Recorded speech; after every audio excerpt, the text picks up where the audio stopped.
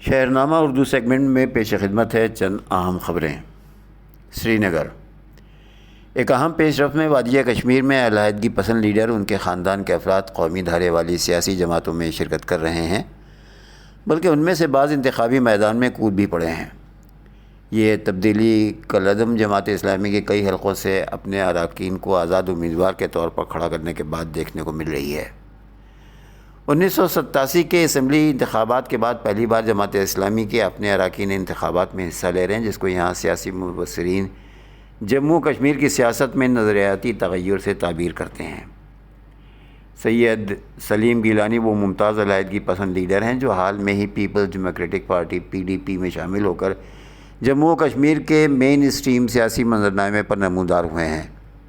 وہ میر وائز عمر فاروق کی سربراہی والے اعتدال پسند حریت کانفرنس سے طویل مدت تک وابستہ تھے۔ سلیم گیلانی جموں و کشمیر نیشنل پیپلز پارٹی کے سربراہ تھے اور میر وائز گروپ کے ایک اہم رکن تھے۔ انہوں نے 2005 میں حریت کانفرنس نے وطن واپسی کے لیے کشمیری پنڈتوں کے ساتھ بات چیت کرنے کے لیے ایک مصالحت کار کی حیثیت سے نامزد کیا گیا تھا۔ انہوں نے سال 2015 میں میر وائز کی قیادت والی حریت سے کنارہ کشی اختیار کی۔ سلیم گیلانی نے PDP میں شامل ہونے کا جواز پیش کرتے ہوئے کہا، کشمیر مسئلے کے حل اور قیدیوں کی رہائی کے متعلق PDP کا عزم میرے اپنے ذاتی عقائد کے مطابق ہے۔ گزشتہ ہفتے انجمن شرعی شیعہ نے جموں و کشمیر اور حریت کانفرنس کے رکن آغا سید حسن موسوی کے فرزند آغا سید منتظر نے PDP میں شمولیت اختیار کی اور پارٹی نے ان کو بڈگام اسمبلی علاقے کے لیے مینڈیٹ دیا۔ آغا منتظر نے PDP میں شامل ہونے پر کہا کہ میں پسماندہ نوجوانوں کے لیے آواز بلند کروں گا۔ دیگر ممتاز علیحدگی پسند لیڈروں نے جنہوں نے مین اسٹریم جماعتوں میں شمولیت اختیار کی، میں غلام نبی شاہین جو رکن پارلیمان، عبدالرشید شیخ عرف انجینئر رشید کی عوامی اتحاد پارٹی کی مہم چلا رہے ہیں، اور جاوید حبی جو سابق علیحدگی پسند لیڈر ڈاکٹر غلام محمد حبی کے فرزند ہیں، خاص طور پر قابل ذکر ہیں۔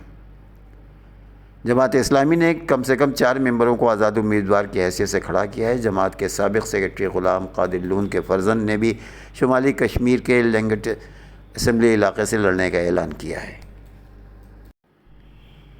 نیو یارک کے 2 گورنروں کے سابق معاون لنڈاسن مبینہ طور پر چینی ایجنٹ نکلی ہیں۔ امریکی میڈیا کے مطابق لنڈاسن نے لاکھوں ڈالر کے عوض خفیہ طور پر چینی حکومت کے لیے کام کیا۔ امریکی میڈیا کا بتانا ہے کہ لنڈاسن پر فارن ایجنٹ رجسٹریشن ایکٹ کی خلاف ورزی سمیت ویزا فراڈ، اسمگلنگ اور منی لانڈرنگ کے الزامات بھی عائد کیے گئے ہیں۔ ان الزامات کے پیش نظر امریکی اہلکار لنڈاسن اور ان کے شوہر کو آئرلینڈ میں واقع گھر سے گرفتار کیا گیا ہے۔ تاہم لنڈاسن اور ان کے شوہر نے عدالت کے سامنے خود پر لگائے جانے والے تمام الزامات کو رد کر دیا ہے۔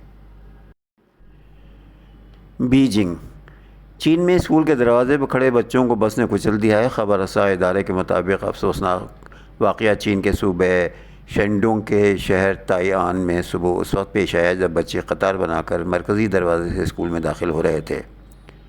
اس دوران تیز رفتار اسکول بس چڑھ دوڑی، جس کے نتیجے میں آ کر 6 والدین اور 5 بچے ہلاک ہو گئے۔ واقعے میں 13 افراد زخمی بھی ہوئے ہیں، جن میں ایک کی حالت تشویشناک ہے۔ پولیس کا کہنا ہے کہ بس ڈرائیور کو حراست میں لے لیا گیا ہے، جبکہ واقعے کی تحقیقات شروع کر دی گئی ہے۔